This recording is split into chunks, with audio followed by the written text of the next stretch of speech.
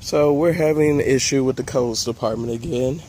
As in the codes department says that we had to remove the inoperable vehicle from our drive from public view.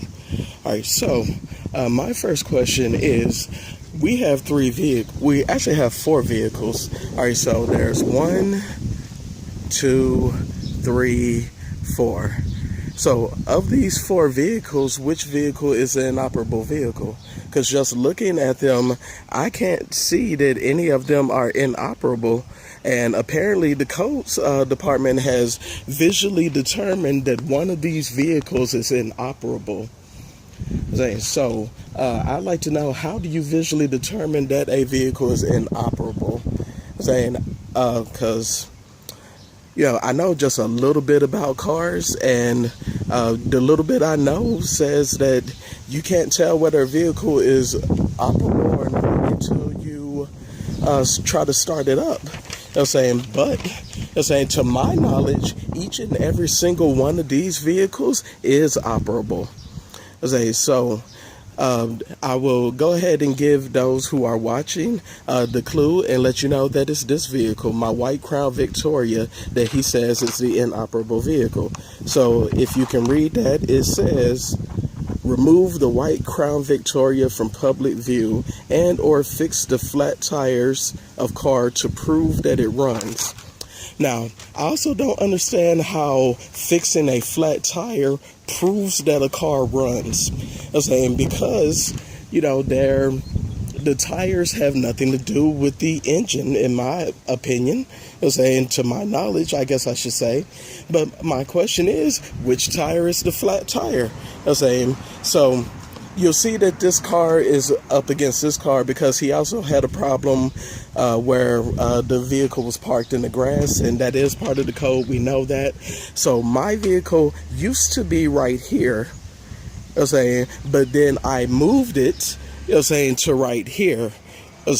After he wrote me a ticket for having an inoperable vehicle, I moved it to right here. Now, how did I move the inoperable vehicle from right here to right here? The flat tire. Okay, so I'm looking at this tire. I don't know if we can see that on camera or not because I got clear on my screen. But that tire is low on air. But it does have, it's not a flat tire. And looking at this tire, I hope y'all can see that. It looks like a good tire. Looking at that tire, looks like a good tire to me. And coming around the other side here, I'm looking at this tire. Tire looks like it's a good tire to me. So I'm going to make the presumption that the flat tire he's referring to is the tire that's low on air.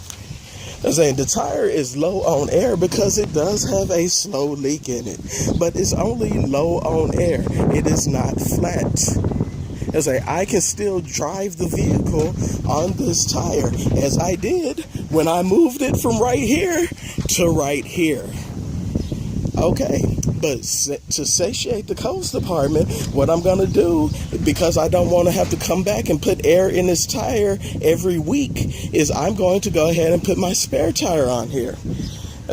Still not proving that the vehicle runs by changing the tire, by the way. But here's my spare tire, which is actually unsafe for me to operate the vehicle on. If you can look at the tires and see the smoothness here. And also, if you look right here, you see that the radio is showing. So if I were actually to try to drive the vehicle on this tire, I would be putting myself and any passengers I have in danger. But the codes department wants a fully inflated tire, apparently, on my car, to prove that it operates. So that's what we're going to do. All right, so there you have it. In less than 10 minutes, by the opinion of the Moreno Valley, California Codes Department, I've just turned an inoperable vehicle into an operable vehicle by taking a bad tire and replacing it, or taking a good tire and replacing it with a bad tire. Isn't that amazing? This harassment has been ongoing since the month of September, I believe. I have a recorded call with the codes department guy. All right, when the vehicle was over here, it was parked slightly off of the side of the driveway. I did have it up on the jack, and I did have the wheel off of it. I've since reviewed the code and realized that the vehicle can't be up on the jack with a wheel off for more than 3 days, I believe it was, or it is a code violation. So when he spoke to me, he said, hey, he was like, take it down off of the jack, put the wheel back on it. And he did say, make sure the tires stay inflated, keep the car clean, you know, that type of stuff. Make sure there's no cobwebs under it. And you see right now, there's a cobweb that's developed right there. But never did he ask me, you know, what's wrong with the vehicle. Because the reason I had it up on the jack with the wheel off is because I need another strut bushing, a lower strut bushing at that. And I have Edelbrock shocks, which were performance shocks until Edelbrock stopped making them. Therefore, since they stopped making them, they don't have the bushings anymore. So I was trying to source the bushings, and I found out that iBox Springs bought out that division of Edelbrock shocks. So I went to iBox Springs to get another bushing. But the bushing they provided me was the wrong size. So I had been meaning to follow up with them to see if they had the bushing of the correct size. And then the codes department guy came and said I had to put the wheel back on. So I haven't followed up on that. But the vehicle starts and runs fine. It just wears my tires out. Whenever I drive it. Plus it's a V8, it's a gas guzzler. And I drive 37 miles one way to get to work. So I got me another one.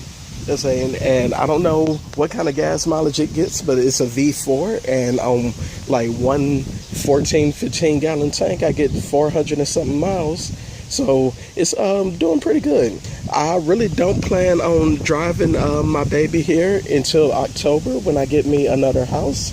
And when I get that house, then I'm going to apply for a moving permit so I can drive it from here to my new place. Oh, you might ask, why do I have to apply for a moving permit? Because the vehicle is currently registered as P&O. That's something that was new to me, but in the state of California, you have to register your vehicle as planned non-operation. And that means that when you register that vehicle as P&O, you cannot park it or operate it upon any publicly owned city, street, or highway. So it must sit in the driveway. I cannot pull it out of the driveway to do anything, or else I will be breaking the law. So I'm thinking maybe when he said I need to put air in the tire to prove that the vehicle operates, maybe he intended for me to drive it down to the gas station and put air in it and come back. But that would be against the law. Now, I imagine since he's been harassing us since September, and when I say harassing, I mean he first came back to give me a ticket for not moving my vehicle. And then, you know, later on, after I paid that ticket and sent a request disputing that ticket, which I never received a response to, by the way, then he came back and he wrote my uncle a ticket for having his vehicle parked in the grass, which is at what point I moved my vehicle from here to here. So he could park here and move this one here where I was. Once we resolved that, he came back and he wrote me the citation that I showed you a while ago, which wasn't an actual citation. It was a warning saying that, you know, my vehicle is still inoperable in his opinion, and I needed to put air in the tire. So now that we've resolved that, I imagine he's going to come back and he's going to say that I need to wash the car, or he's going to say something else about it. But, you know, I feel like it's harassing.